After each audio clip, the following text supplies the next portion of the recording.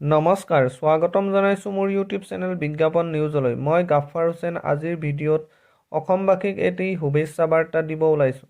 অসমবাসীৰ অতি প্ৰিয় বাপতিসাহোন ৰঙালী বিহুৰ বাবে প্ৰত্যেকজন অসমবাসীক বিজ্ঞাপন নিউজ ইউটিউব চেনেলটিৰ ফালৰ পৰা মই গাফাৰ হুছেইনে শুভেচ্ছা জ্ঞাপন জনাইছোঁ।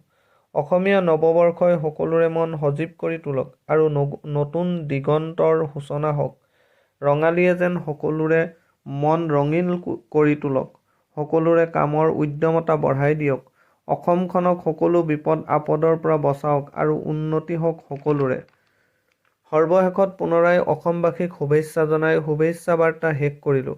ভিডিঅ'টি ভাল লাগিলে কমেণ্ট কৰি আপুনিও শুভেচ্ছা বাৰ্তা এটি দিব পাৰে।